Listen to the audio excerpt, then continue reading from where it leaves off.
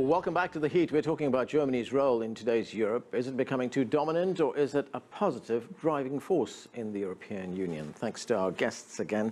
Stelios, I'm going to get back to something that you talked about earlier on, and that who's getting, let's say, an advantage out of these negotiations of what has been imposed on Greece. I mean, what are the political implications in Greece for these austerity measures that have been imposed on the country? You warned about the far right getting a big advantage out of this. Are they getting a lot of benefits out of this? Yes. I mean, if you are talking about the extreme right, yes, they're they're in their honeymoon, I would say, because they're saying, well, this is what happened with the democratic elected government. They are continue to impose the same austerity as the previous governments. So the only solution is us, And so the other, from the very beginning, after the elections, the idea was exactly to humiliate and overthrow the left government. Not for the ideological reasons, but for the other countries of Europe, and where there was a danger of, let's say, non-establishment leftist parties to go in power, to take the lesson, to learn the lesson. That was the case with Podemos in Spain, Portugal, Sinn Féin in Ireland, and so on.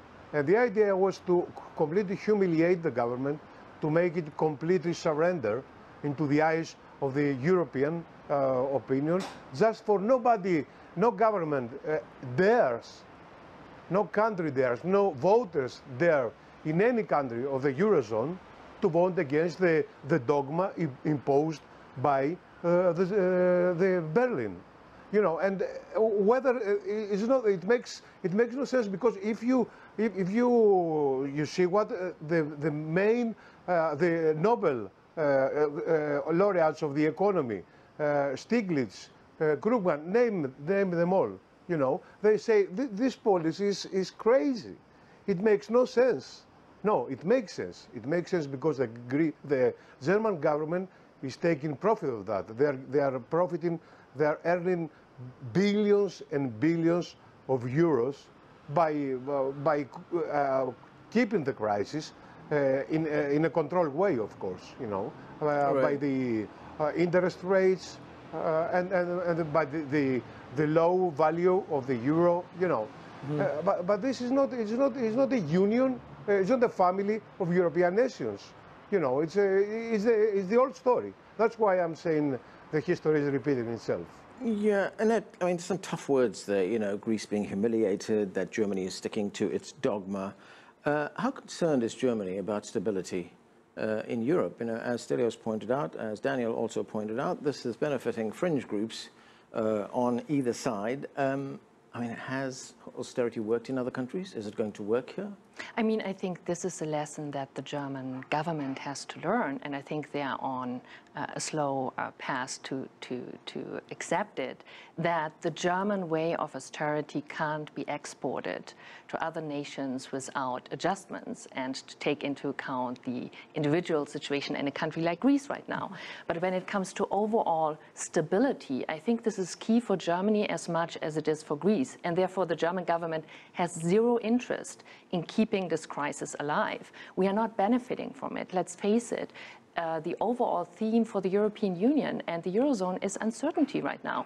We have the Greek crisis, which is a Eurozone crisis, a political crisis.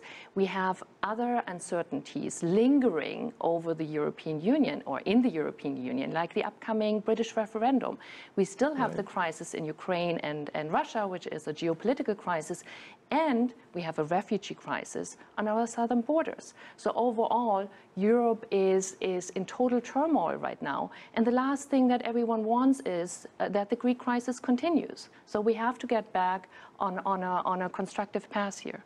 Okay. Daniel, I want to get back to something that Annette mentioned earlier on, and that is what she called the lack of leadership from London and Paris. Where have the French and the British been in this crisis? Have they just taken a backseat, left it to Germany? Well, two different situations. I think the United Kingdom obviously views itself really as an island when it comes to Europe, and Every few months, there is another announcement that the membership or the degree of membership in the EU will be put to a national vote. So I think that commitment to Europe is a little more fickle than it is on the continent. If you look at France, the strength of the government, in particular François Hollande, is not comparable to Angela Merkel. Merkel has been in power or in office for almost 10 years. France, a very different situation. There's a very good chance, it's certainly a reasonable chance, that the socialists will not govern in the next round, that they may not even make it out of the first round in an election in 2 years, and that it would be Sarkozy against Marine Le Pen facing off, and probably Sarkozy winning that. So you don't have that type of political stability anywhere else among the leading largest European countries as you have in Germany. So to some extent, that leadership role was also given to Germany. Now, I just want to comment on one more thing. I think, the conspiracy theories that Germany is behind the crisis and that it benefits from that, I think is obviously not conducive to resolving it. And to the extent there might be any benefit to Germany economically, it would be through a weak euro, which strengthens its exports. But I think at this point, anyone would agree that the cost of supporting failed economies has far surpassed the benefits to the economies from cheaper exports with a cheaper euro. So I think it's important to ratchet back the rhetoric, and if it shows anything, it's that the political union that will be necessary for this experiment to work in Europe is really far from being a reality. And one last point on the currency issue. The situation in Greece, of course, was exacerbated by the fact that Greece didn't have the option of devaluing its currency when the crisis hit, like a country like Iceland, which is not in the European Union, it's in the European Economic Area as an EFTA state. When it devalued it after the crisis in 2008, Iceland has recovered beautifully from that, and it was really on the bottom of the barrel relative to the size of its economy. So it is some food for thought whether the euro experiment really does work and is adequate to deal with these kinds of crises.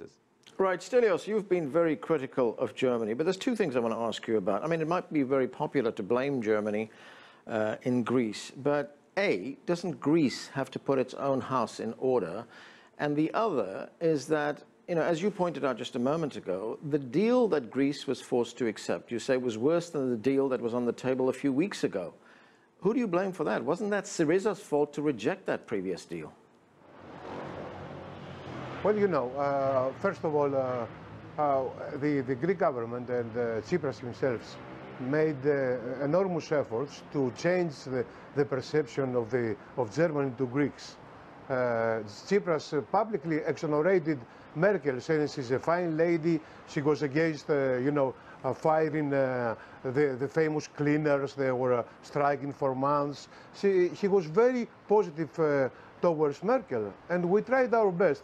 But at the end, what we have seen is that, Merkel and Schäuble were playing good cop, bad cop.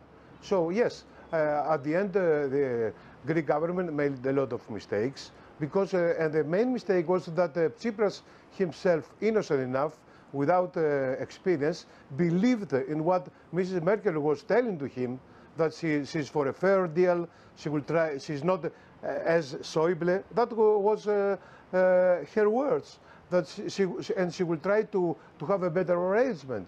And so Tsipras hoped that at the end she will keep her promises. That was not the case, and that's why the Greek government, of course, lost a lot of time. At the end, it was with the whole,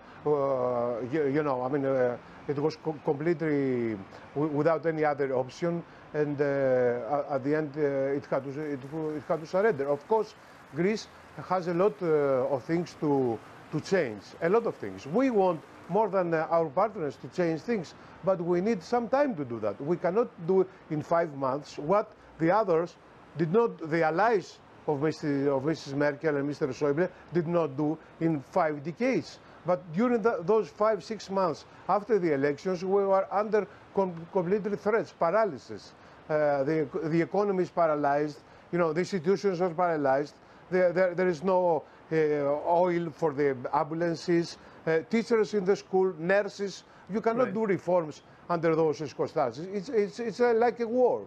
How you can do that? We want to change things. We want good relations with Germany, but we need some help. You cannot find in a common currency with such imbalances between different countries. There must be mechanisms of, changing, limiting the imbalances, and this is not the case. we see the imbalances increasing instead of decreasing. That's the problem.